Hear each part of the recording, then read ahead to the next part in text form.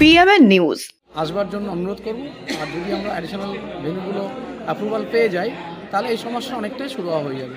তো স্যার কিন্তু প্রচুর যারা আছে তারা কিন্তু আলিপুরদুয়ার থেকে বাবুরহাট যেতেও তাদের টাকা পয়সা খরচা হবে, তো এরকম অনেকটাই মানে অনেকের কোশ্চেন রয়েছে। শুনেছি আমরা এইদিকে বিবেকানন্দ 1-2 একটা ক্যাম্প হওয়ার চেষ্টা আমাদের রয়েছে, সেটা আমরা অ্যাপ্রুভাল পেয়ে গেলে সমস্যা মিটে যাবে।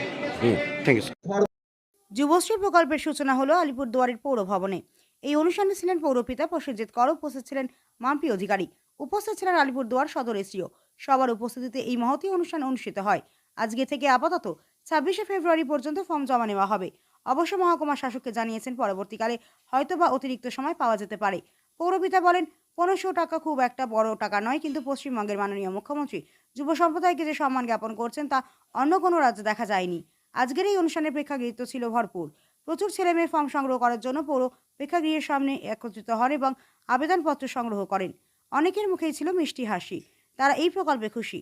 একজন আমাদের জানালেন যে এই যুবক প্রকল্পের টাকা পেয়ে তার অনেক উপকারে লাগবে।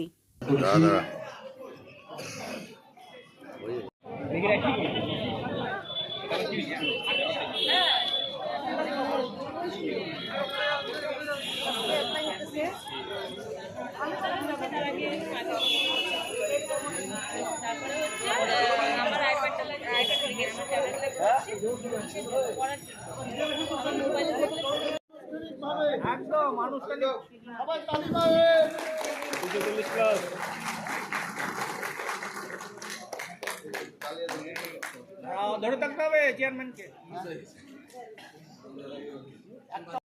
4-5 জন আসুন, আমরা ফর্ম দিয়ে আর বেশি আপনাদের কিন্তু আগে ফর্ম আমরা দিব, দেওয়ার পরে কিন্তু রেজিস্ট্রেশন করবেন। আর ফিজিক্যালি সবাইকে আজকে যদি কেউ ফর্ম নিয়ে যান, ফিজিক্যালি এসে তাকে কিন্তু সই করে ফর্ম ফিল আপ করতে হবে, কিন্তু বাইরে থাকলে হবে না। আজকে স্কুটিতে প্রথম দেখা কারণটা দেখুন, আমি স্কুটি বা মোটর সাইকেলে চলতেই অভ্যস্ত, এইভাবেই তো ছাত্র রাজনীতি করে উঠে এসেছি। গাড়িটা যেহেতু বাইরে আমাকে মারাত্মক ভাবে আলিপুরদুয়ার, জলপাইগুড়ি, শিলিগুড়ি যেতে হয়, গাড়ি তো ব্যবহার করতে হয় একদম, কিন্তু সবসময় সরকারি গাড়ি চড়ে বা সবসময় নিরাপত্তা নিয়ে কোনো প্রয়োজনীয়তা থাকে না।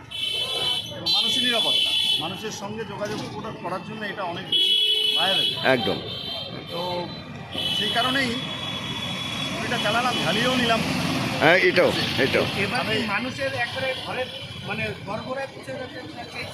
আলিপুরদুয়ারের মানুষ তো আমাকে সৌরভ চক্রবর্তী নামে বলতে ভালোবাসে, কিন্তু ব্রিটিশ বলেই সবাই ডাকে একদম। এবং সেখানে স্কুটিতে সবার সাথে দেখা হয়ে যায়, স্লো চলে, সবাই দাঁড় করায়, জিজ্ঞাসা করে, জনসংযোগ ভালো হয়, অনেকের অনেক কিছু বলার থাকে, সেই কথাগুলো শুনতে পারি। ঠিক আছে, আর স্কুটি চালানোর জন্য যে আমার যথেষ্ট স্কিল এখনও আছে, ঠিক আছে, সেটাও একবার আমি ঝালিয়ে নেওয়া ভালো, ঝালিয়ে নিলাম। আচ্ছা স্কিল আছে। আচ্ছা, আজকে যুবশ্রীর অনুষ্ঠান হলো, সেই এসেছি যুবশ্রীতে। এই যুব সাথী মমতা বন্দ্যোপাধ্যায়ের একেবারে সামাজিক প্রকল্পের এটা একটা অন্যতম, এই যে ভাতা যুবকদের, এতে তারা উৎসাহী হবে। তার সাথে সাথে লক্ষ্মীর ভাণ্ডারও এখানে হচ্ছে, এবং আরও অন্যান্য কিছু প্রকল্প যারা কিষাণ ক্ষেত মজদুর তাদের জন্য ব্লক লেভেলে হচ্ছে আজকে। আচ্ছা, মমতা বন্দ্যোপাধ্যায় যেমন আলিপুরদুয়ারকে জেলা করেছেন, তেমনভাবেই সামাজিক উন্নয়নে আজকে দেখুন একটার পর একটা চাকরির ক্ষেত্রে সমানে হাইকোর্ট, সুপ্রিম কোর্ট হচ্ছে, বিরোধীরা চাকরিগুলো আটকাচ্ছে। তো সেই জায়গায় যুবকদের তো কিছু রাস্তা দেখাতে হবে।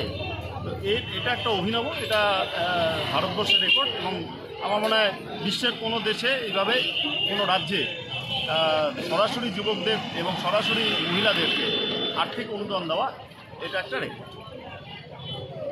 যেমন জেলা ঘোষণা করেছেন 2014 সালে, তারপরে যেভাবে ধারাবাহিক উন্নয়ন করছেন আপনারা, সেটার প্রতিফলন আলিপুরদুয়ার পৌরসভা এলাকায় দেখছেন। যে ঝিল সংস্কার থেকে শুরু করে করে রাস্তাঘাট, শ্মশান থেকে শুরু করে পার্ক থেকে শুরু করে বাড়ি বাড়ি জল, বাড়ি বাড়ি থেকে গার্বেজ সংগ্রহ করা থেকে শুরু করে বিভিন্ন রকম নতুন নতুন প্রকল্প, আলিপুরদুয়ার শহরকে সৌন্দর্যায়ন করার জন্য যে প্রকল্প সেগুলো কিন্তু করে চলেছে, সেটার সঙ্গে নির্বাচনের কোনো যোগাযোগ নেই।